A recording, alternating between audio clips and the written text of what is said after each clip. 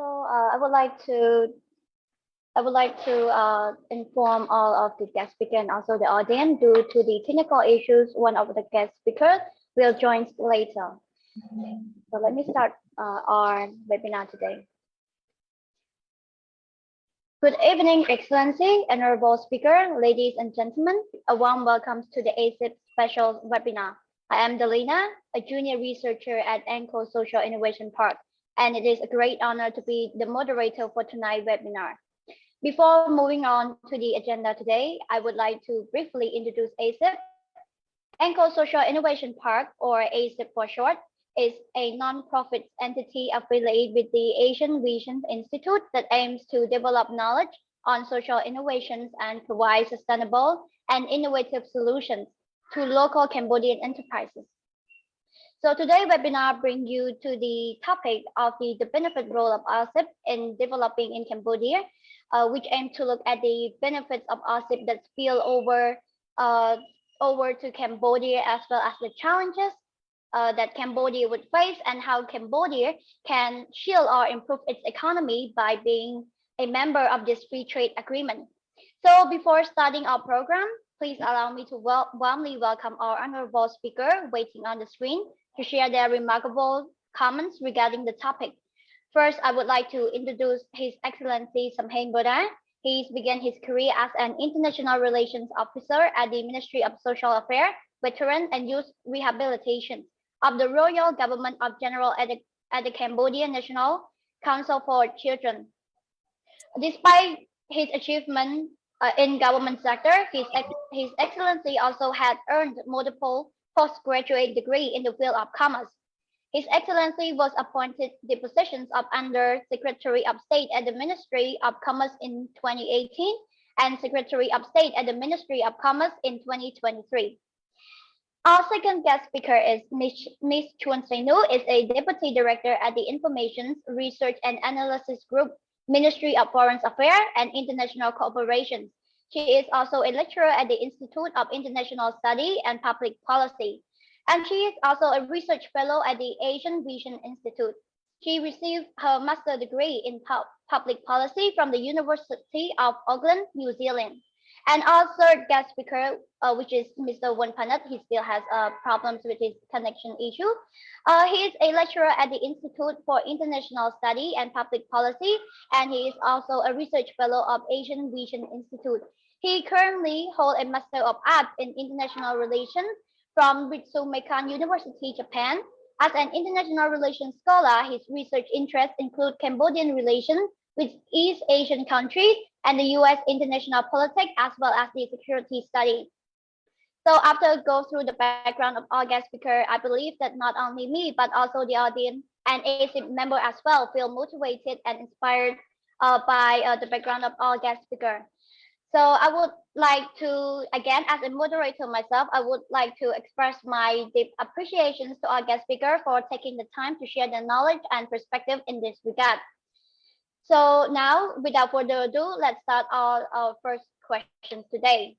So I would like to talk about myself a bit. As an international relations student myself, I have to read a lot.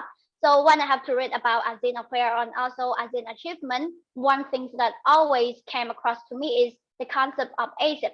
So I would like to invite His Excellency Samhain Boda to enlighten us what is ASIP and why does it matter, especially in the Southeast Asia region? Thank you, Dalina. And I would also like to thank the ASIP for having me this evening. I am very, very happy to be joining you today, this evening. But I'm also quite sorry that I may have to leave a bit sooner than the program allows because of another engagement that I have later on. So thank you to my fellow panel, and thank you to the organization teams as well. You truly are a formidable group of youth that really shines a bright light for our Cambodian future. So thank you for having me. So I guess the question is related to what is basically RCEP. In simple term, RCEP is an entity or an agreement, a trade agreement that was I believe it started since 2012. The entire negotiation process started since 2012.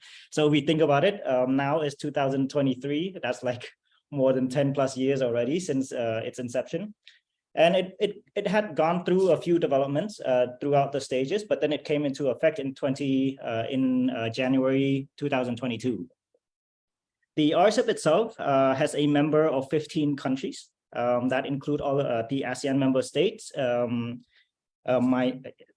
ASEAN member state, the one that you usually know, Brunei, Cambodia, Indonesia, Laos, and all that.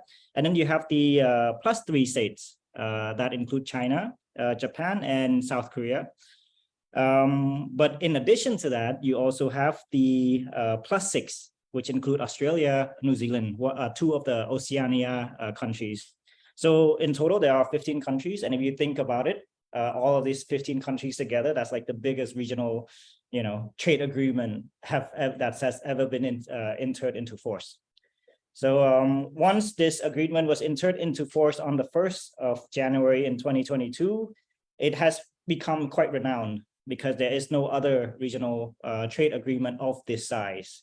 If we're talking about the numbers, in dollar terms, that's more than in terms of people, that's more than 2.2 billion people involved within this little block. And the significance of it all is that when you're talking about trade agreements, when you're talking about a regional trade agreement, when you have so many member states in there following the same rules of origin, following a set of tariff barrier and a decrease or a harmonization of non-tariff barriers, it creates this sort of harmonization with the movement of products and things like that around the region, making costs to decrease. So tariffs goes down, people makes more money. That's the general, that's the simplest form of explaining it. The rules of origins is simplified, cost goes down as well, money goes up, the profit that companies are able to make goes up. So I guess that's the simplest form that I could say it to make sure that it's easier to understand. So the significance of it is, of course, the size of the region, that is the size of the countries that are involved, the bulk of it. And then the other significant form is that when there are multiple states involved, and then there is a simplified form of doing trades, it makes things more, streamlined. So getting from point A to point B is easier. Going, you have a set of rules that you could just Google, follow, and then submit. So that's the simplest way to put it. Thank you, Your Excellencies, for your detailed explanations. And after hearing the concept of ASIP, I think not only me, but also the audience as well find it interesting. However, I would like to invite Ms. Zainu. Can you talk about the benefits that Cambodia can harvest from this ASIP, and how can Cambodia optimize the opportunities stemming from ASIP itself? All right. Thank you, Ms. Lina, for your excellent moderation. And I would like to, first of all, good evening to Excellency, the Secretary of State, and also the panelists and also the participants joining today. And thank you for inviting. I am glad to join in today. With regard to the question on the benefits of ASIP to Cambodia, as Excellency has mentioned already, that it's all about the economic cooperation between ASEAN and also the other 5 ASEAN external partners. So we can see that I believe most of all is about the reduction of the tariffs, or we can say tariff benefits. And the second one is about ASIP can attract more investors to Cambodia. So especially when we talk about the economic cooperation and technical cooperation. So for the least developed country, especially for like CLMV, we can get the benefit from the industrial country to learn more about can say about the transfer of technology and kinds of other technical cooperation between the industrial country and the member state of ASEAN. And also I can see that Cambodia can also get the benefit from having better access to the market, because ASIP, we can say it is a potential gateway for Cambodia to increase the productivity and export to other countries. So in this case, it's encouraged Cambodia to increase the country productivity and export to ASEP countries at preferential agreements. And one more thing is about the job opportunity. So I think ASEP creates a snowball effect on job opportunity for local people.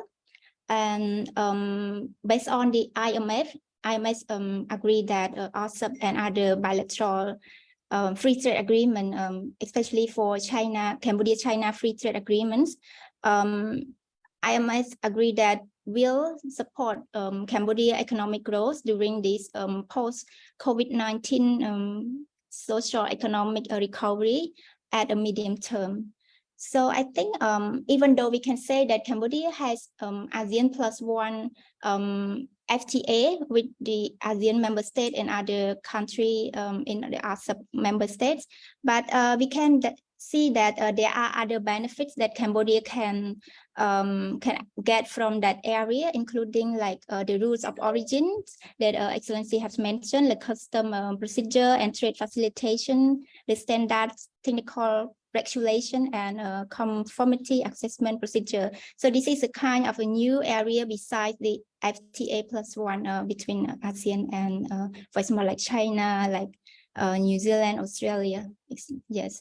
So I think, yeah, that's it for the question on the benefits and what Cambodia can optimize. I think it should be start from us as small states, and we should try to depend the trades and economic cooperation with other major countries, especially for our dialogue partner like China, Korea. And of course, we can see that Cambodia FTA with China and South Korea has benefited a lot also from to promote the economic development during this COVID-19 pandemic. Yes, thank you. Thank you so much, Ms. Srinu, for your detailed explanation. And I find it's very interesting that Cambodia can harvest a lot of benefits from ASIP, such as reduce of tariff, and also attract foreign investors and transfer of technology, and also increase productivity as well. However, I would like to ask the same questions to Mr. Panet. Do you have anything to add on this regard? How does ASIP benefit Cambodia, and how can Cambodia optimize the opportunities stemming from ASIP? Yeah, do you hear me? Okay, thank you so much for having me here today. And I'm sorry that a little technical error because of the a little difficult to access to the Zoom. And then regard to the question of also, maybe it is very debatable until now, even the agreement just come to conclusion early last year. But what we can see is that Cambodia have grown in terms of our export market, and that a great significant developments of our market, since we used to have a very small market in the past.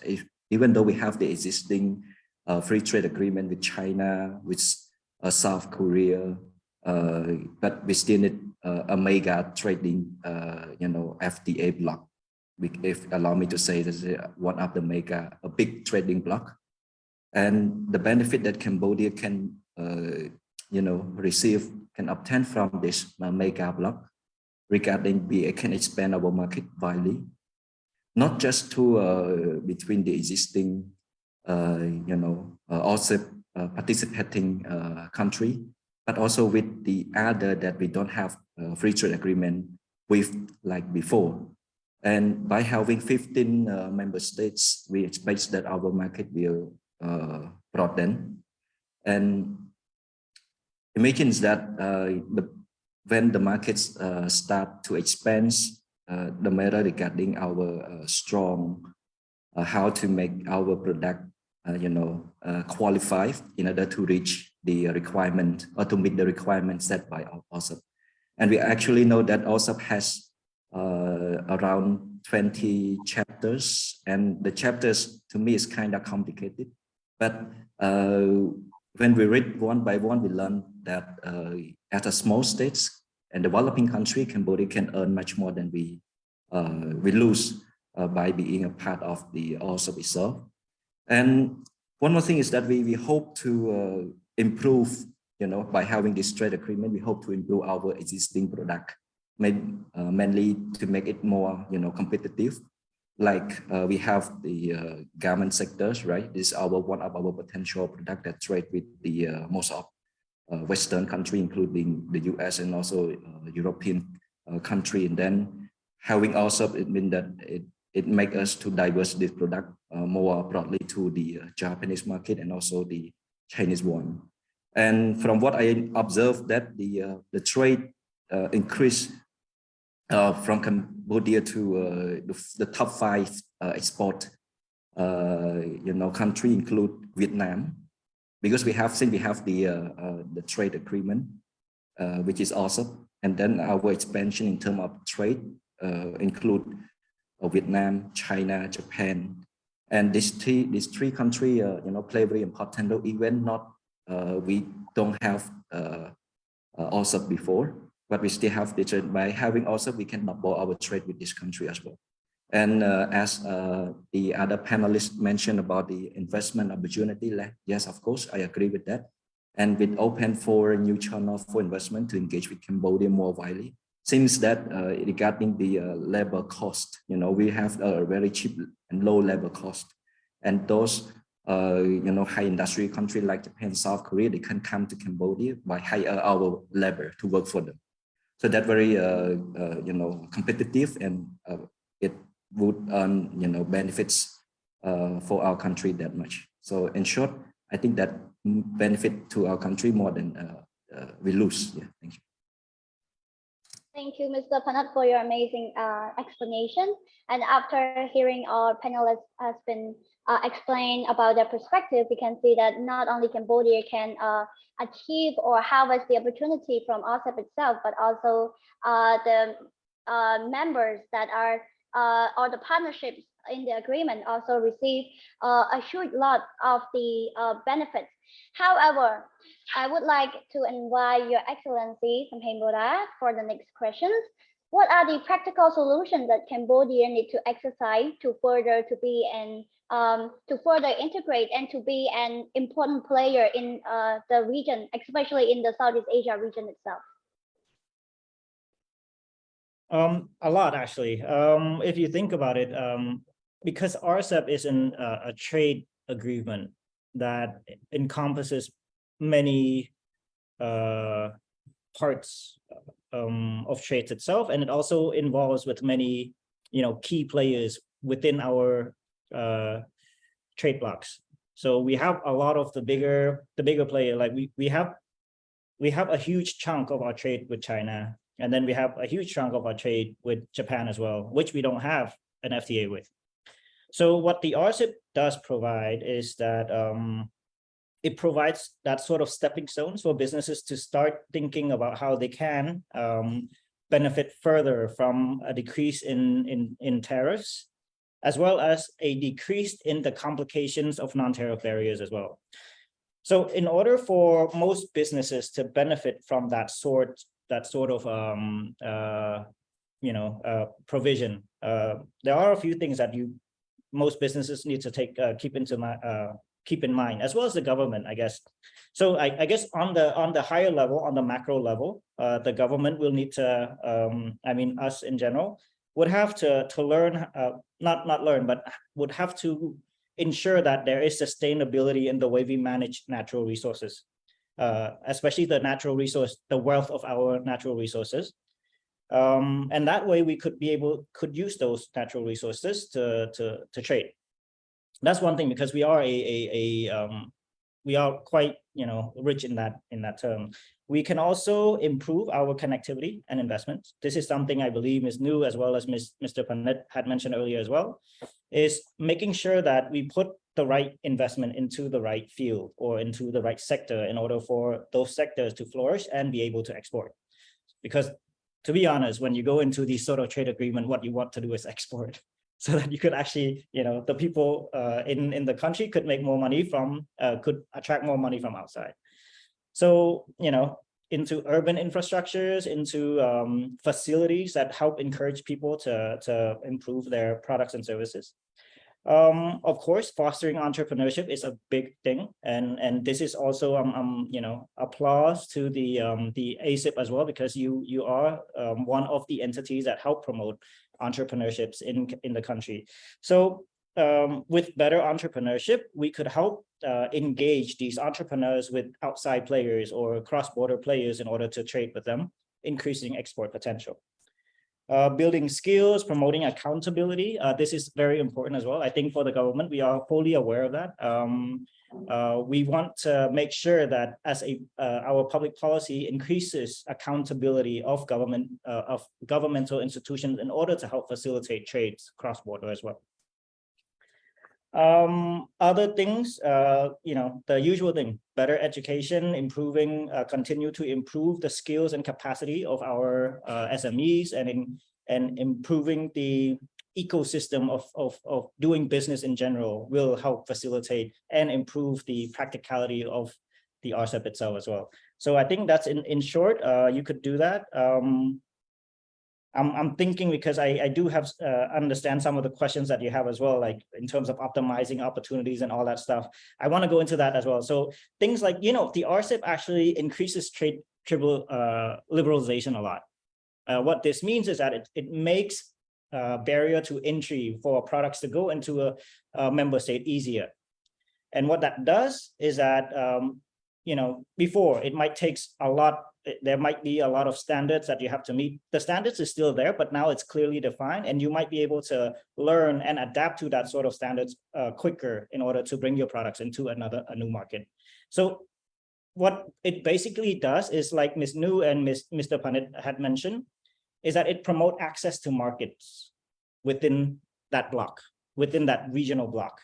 So now, if for certain, like if you want to, for example, Num Soy Lili, they want to bring their products to Japan, which they can.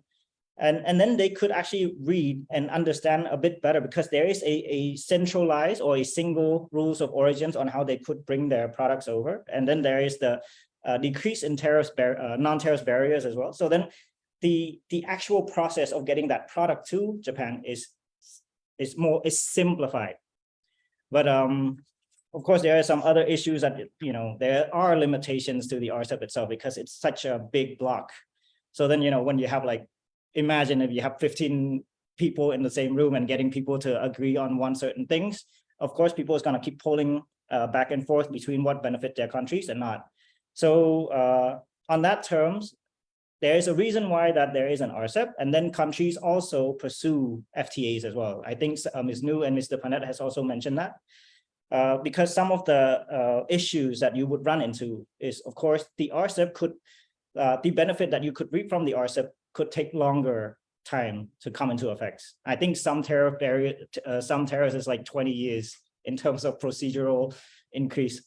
But for an FTAs, you might enjoy a lower interest rate much sooner.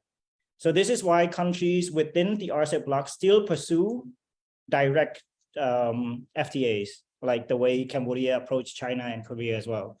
So that's also part of the limitation of the RCEP as well. But overall, it's very beneficial, and it is one of the best approach towards giving entrepreneurs and SMEs access to markets. So that's some of the thing. I think I'm running on a bit, but of course, prepare your human resources, prepare your entrepreneur, prepare your SMEs, build capacity. This is one of the best way in order to meet and exploit the opportunities that RCEP provide. Thank you, Your Excellencies, for your detailed explanations. However, I would like to hear from Mr. Panet. What are the practical solutions that Cambodia needs to exercise to further integrate and be an important player in the region?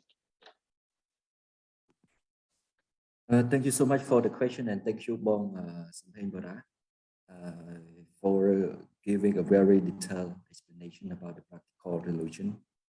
To me, it's that practical solutions, maybe some solutions are not practical.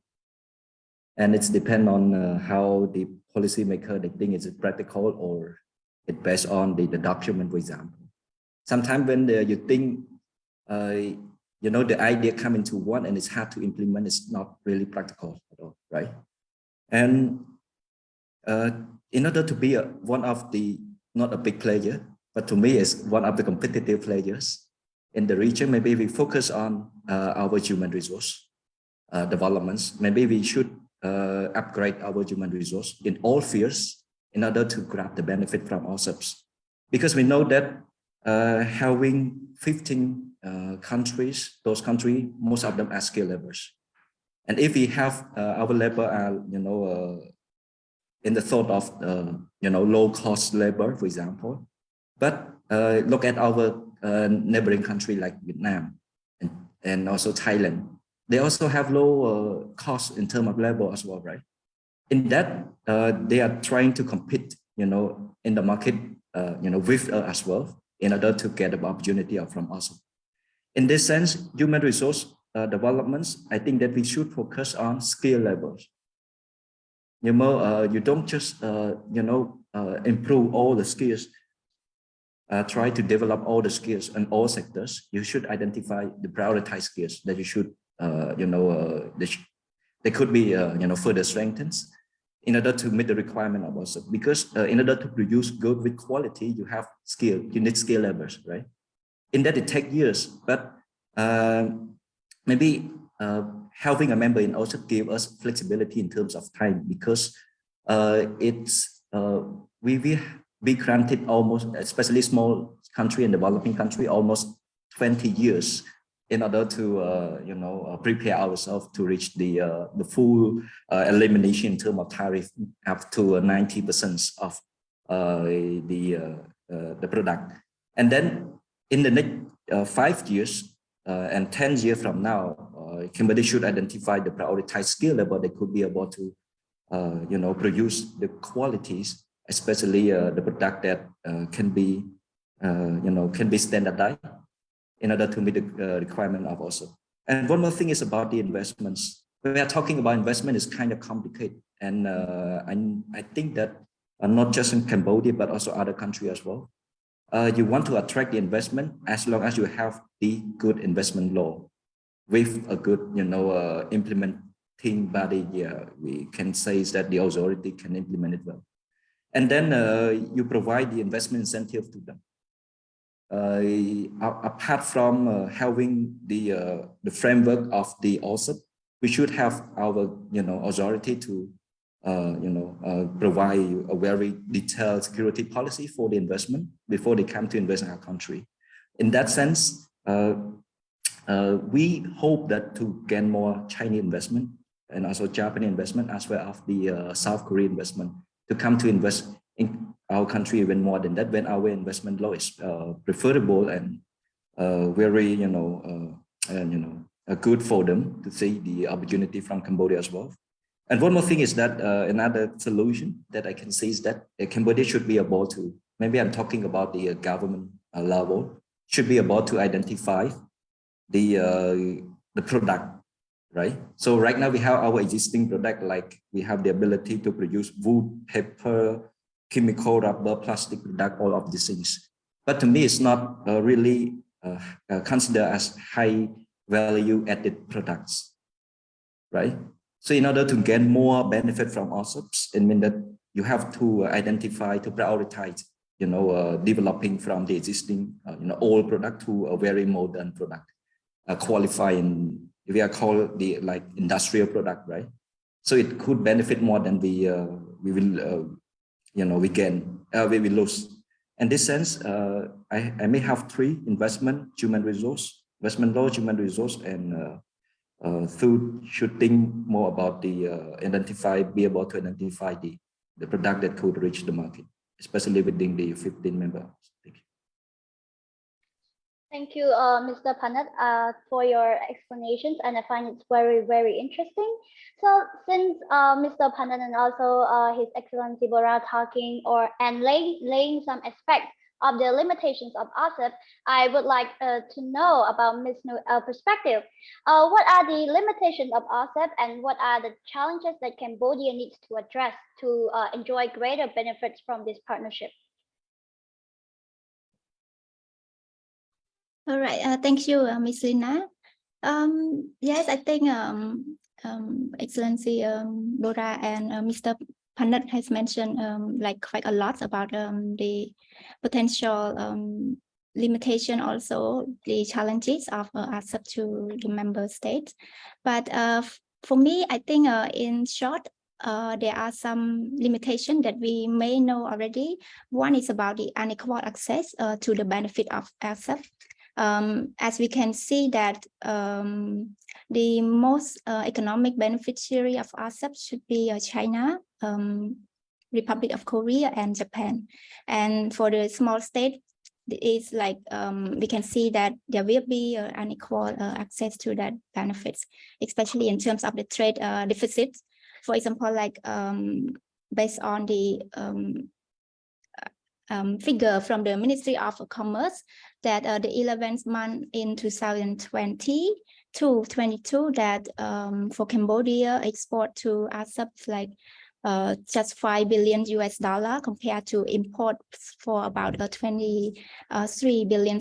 So this is a case that we have a trade deficit between export and import. Another thing that we could take into consideration as well is about the increased competitiveness for domestic investor in Cambodia, because when it comes to the regional free trade agreement, it means we allow other investors, and especially we attract more international or foreign investor to Cambodia. That is a good thing. However, we also need to think about the competitiveness competition between in foreign investor and our domestic investor. So in this case, government also should to look at how we can support the domestic suppliers to make more exports to other countries as well. And another thing that we can take into consideration as well when we talk about the limitation of ASEP. If we look at the geopolitical analysis, we can see that ASEP is one of the largest free trade agreements that some of other people may consider that China would be the dominant one in this agreement. So it can be looking at the rise of major power influence in the region. So in this case, I think ASEP could trigger a renewed U.S. engagement in trade negotiation with Asian countries as well. So it's like, it's also another opportunity for the country and the region once it's come to the rivalry between a major power.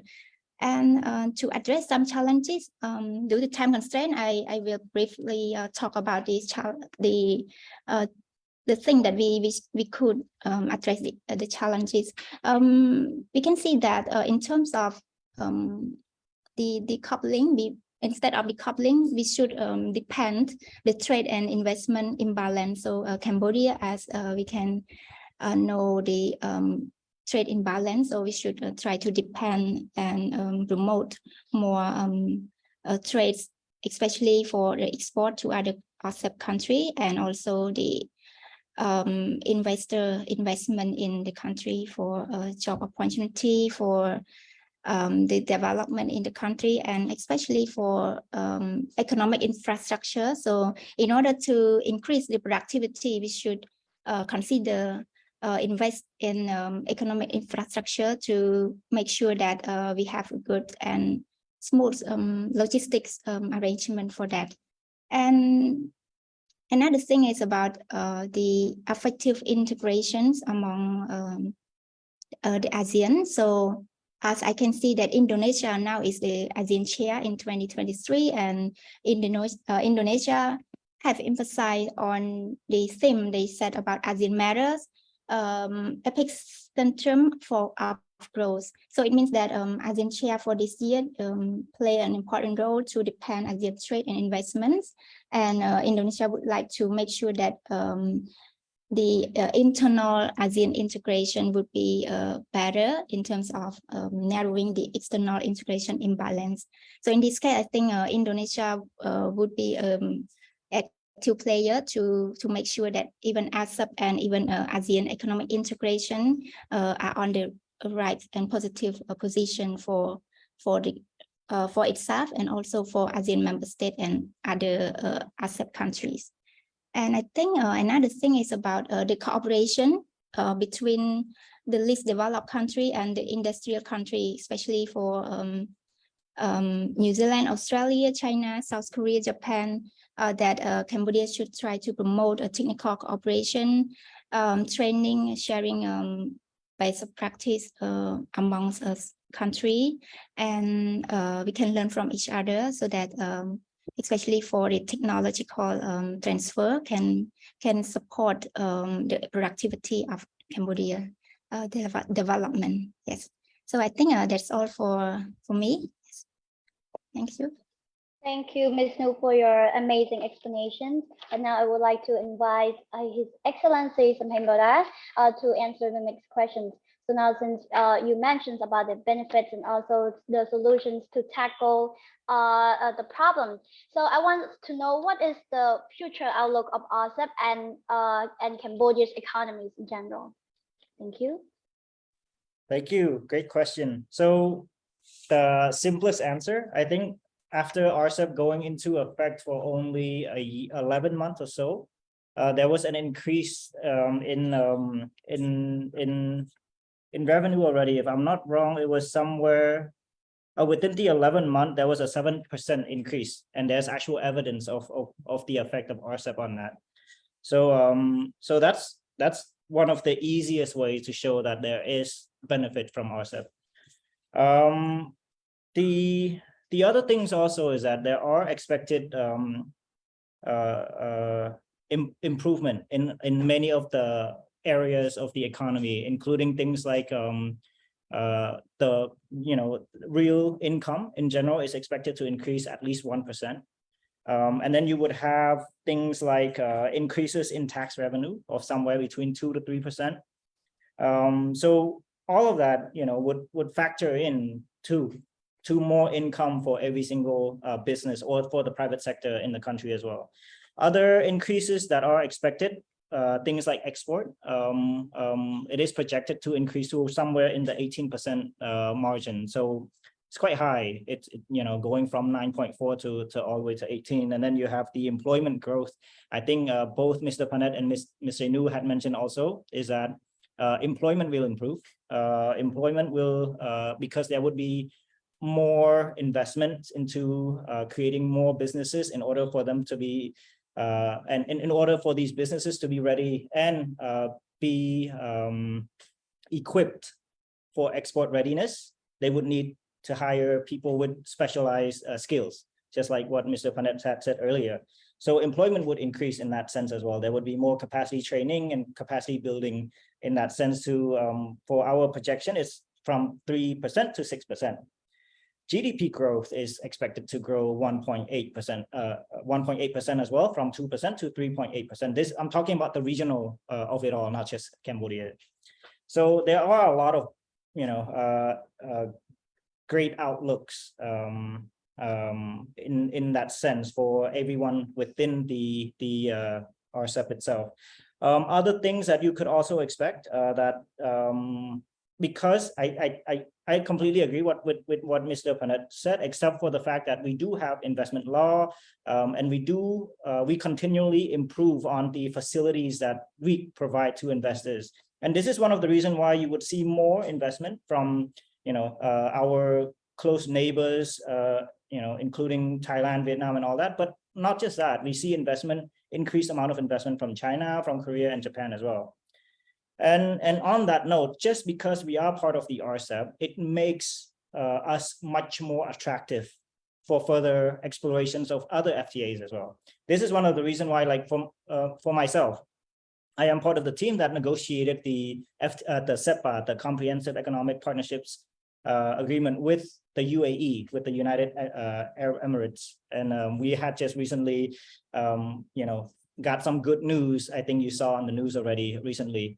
So this makes us very attractive to other countries and making us make it easier for us to negotiate for better benefits for future FTAs that we would want to go into.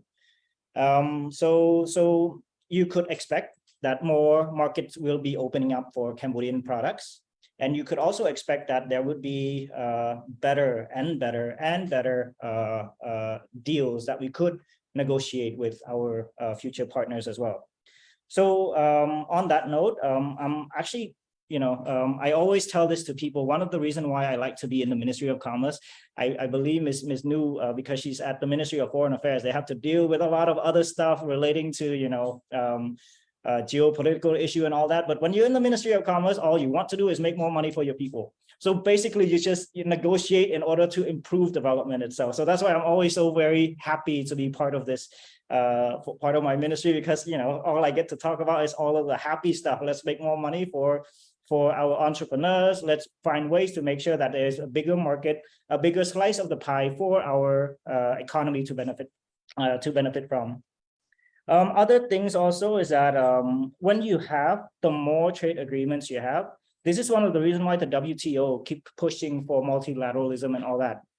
It's because the more trade agreements you have, the more exposure the people will gain towards international trade. And I think this is both all of our panelists has mentioned earlier, one of the main obstacle towards actually gaining the actual benefit from RCEPs, CKFTA, CCFTA, is the lack of explorations from the actual SMEs themselves, the actual exporters themselves. Like for me as a policymaker, it's very easy for me to come and explain to you how to do A to B to C to D. But it is, when you bring things like rule of origins and then you tell,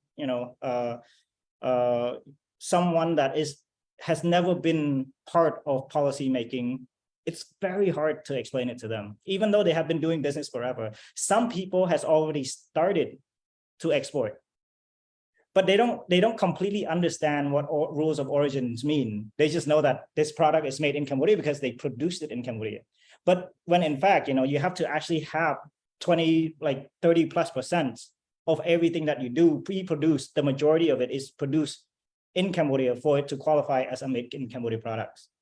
So it's a very, very interesting aspect that I completely agree with our other panelists. Capacity building for our human resources is very important.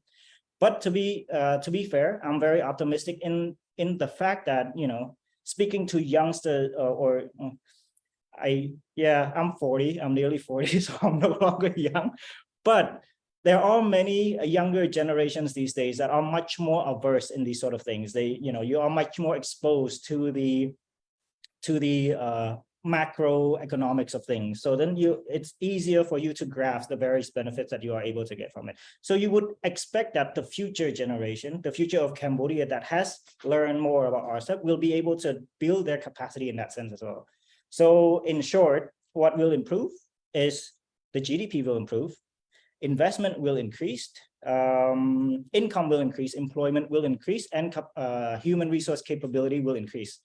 But all of this, of course, I'm saying this in general, because what we do in a developing country is that we push these sorts of things to go forward by getting things like the RCEP, the CKFTA, the CCFTA to come so that people can see that there are benefits in this and try to grab those opportunities. We can't just, go hammer someone's head and tell them to do things. We have to make sure that there are opportunities for them to go do, learn, and study in order to grab that sort of opportunities. So when we have these things, people are more motivated to grab those opportunities as well. So then the third thing, of course, the other things that would grow is the human resource itself. People are earning much more now. I mean, when you become like a banking manager in Cambodia, you make like $7,000–8,000 per month in salary. This is all, thanks towards that sort of capacity building as well. These banking managers are the one who goes to advise SMEs in order for them to become, more financial savvy in order to trade internationally. So it's not all thanks to the RCEP, but it is part of that overarching development that Cambodia is able to enjoy from being part of the RCEP, CKFTA, CCFTA, from being part of the development strategies that is the rectangular strategy. And then, it's part of that whole guidance from the government as well to see that sort of development that we can enjoy. And to be honest, I'm actually quite optimistic. And if you haven't gotten that already, I'm very optimistic at the development of Cambodia going forward, especially for being someone that has continually see so much interest from the international companies in wanting to invest in Cambodia. I've been in so many business to business forums that they just want to come to Cambodia, and they are ready to do it. And we'll continue to facilitate that. And I think the CDC is doing that very well as well. So so a bright future ahead. So that's what to expect. I do hope to apologize also that that I have to leave now. I have an engagement at 8, and I had a request that I would show up a bit late already. So my apologies, and thank you to my fellow panelists for having me with you, and thank you to ASIP for having me here as well. I do wish for your discussion to be very lively and fruitful going forward, and thank you. Please do not hesitate if you would like to get in contact with me for any information at all, whether it is related to RCEP, related to any sort of work that is within the Ministry of Commerce. I am more than happy to oblige. So thank you again for having me. Thank you. Thank you so much. And I'm sorry that I have to leave a bit early. Thank you. Thank you, Your Excellencies, for your amazing explanations. And Your Excellency have been mentioned a lot about the future outlook of Cambodia's economy. And I want to say thank you to Your Excellency as well for having the confidence for the future generations. So due to time constraint, I would like to ask one final question. And I think that it's not only me, but also the audience who watching the Facebook Live, and also the ASIP team member as well would dying to know. So I would like to invite all of the 3 guest speakers to giving your perspective on the next question. Will ASIP can help Cambodia to become an upper middle income country by 2030? So why don't we start with Your Excellency first?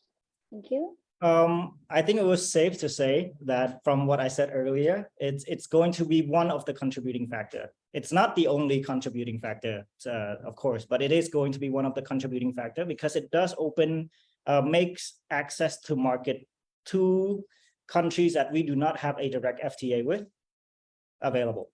And I keep on saying this, and it's a very technical term, but having a single rules of origins that apply to all RCEP member states is very, very important because it simplifies a lot of the process of making sure that we are able to export and be able to say that this is a made in Cambodia product. I could repeat it again. Non-tariff barriers is simplified. It's more harmonized. Tariffs is, you get better rates for your tariffs as well. So all of this will contribute to the 2030 goals of becoming, graduating from the LDC. Actually graduating from an LDC, you could actually do another forum and let me know if you need me. It's a very important factor. And I guess RCEP will always, I will finish off by saying that RCEP will contribute to our graduation, but it is not the only thing. I think one of the biggest and most crucial factor will always be the fact that our government is very, very focused and motivated, inspired, and convicted in order to reach that level. And with our current trajectory, it's very likely that we will be able to do it. So yes, RCEP is one of the contributing factor, but among many other factors as well, especially our capabilities in terms of how we want to engage with new businesses, as well as making sure that we are becoming more competent, especially in terms of being able to export more of our products abroad. So yeah, thank you so much. Yeah. Thank you, Your Excellency, for your answer. Now I would like to invite Mr. Panat to share your regards on this issue. Thank you so much. I just jump to the answer very short due to our time constraint. And I think that would benefit Cambodia a lot, as His Excellency Samhain Bura mentioned earlier, and growth in terms of export. And as developing country, we want to export more than we import. So my question is that how can we do that? It takes some time to maybe improve ourselves from a very low competitive product to a very high competitive product. So that the things that the government should do, and by the year 2030, maybe we can reach that. Maybe ASIP can be one of the contributing factors, but maybe the other factor, I agree with that, including we still have the existing free trade agreement with other countries as well, and that we still strict to that just in case ASIP could not work really well in the next 10 years or 20 years. We still work with with our partner like China and South Korea as well. So we hope that having ASIP will help us improve our economic digitalization, like digital citizens. We have 3 pillars: digital government and digital business. This is based on our Cambodia digital economy policy 2021 to 2035. So we hope to increase our digitalization in terms of these 3 pillars: citizen, government, business. So also can be one of the useful resource that push it up, and we could reach on that our expectation and especially the target. So quite short, we hope to see the future effectiveness of the implementation of ASIPs in this regard, and we hope the government will try our best to double export, not just simple export, but double export our product in order to take the benefit from the ASIPs. Thank you so much.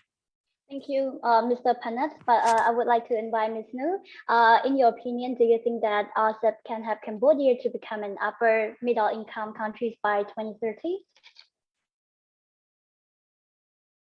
All right, thank you, Lina. And I would share the view with Excellency Bora and Ms. Panat with regard to the positive benefit of ASIP to Cambodia economic growth. But I would think that ASIP is not the only factor that contribute to the goals of the Cambodia 2030, but it would be another contributory factor to support economic of Cambodia to the dynamic ASIP countries. And I think ASIP can be able to showcase the Cambodia young dynamic workforce and stable legal regime, particularly on intellectual property and competition policy to the ASIP member states. And apart from multilateral agreement, I think there would be the engagement between the government and the private sector to support the Cambodia economic growth. In terms of this, also the institution that get involved in the economic activity. For example, like for this year, 2023, Cambodia hosts the SEA Games. So I think the Ministry of Tourism would be actively involved in promoting our tourism sector. As I know that this year, we call the year of Cambodia visit year 2023. So there are like regional and national major events in Cambodia. And of course, in this regard, I think the authority should encourage Cambodian people, especially for those who are interested in to develop SME and other economic cooperation to get involved in the activity that hosted or organized by the government. And one more thing is about the importance of the ASIP to the contribute to the bilateral FTA. So not only Cambodia benefit from ASIP, but ASIP can also contribute to support the implementation of the bilateral FTA between Cambodia and, for example, like China, like South Korea, for example. So I think even now we can see that 2023, the year of the global uncertainty, like we still have some serious challenges, but I think Cambodia is in far more economically positive than it was in 2021 and 2022, since the government like have respond effectively in dealing with the COVID-19 pandemic. So I think all in all, so ASEP would be able to support Cambodia to achieve economic growth in the year to come. Yes, thank you. Thank you, Ms. Nu, for your detailed explanations. But due to time constraint, I would like to apologize that we cannot accept the questions for today. And we would like to end our discussion for today. And we would like to invite Mr. Panat and Ms. Nu to come for the photo session. Thank you.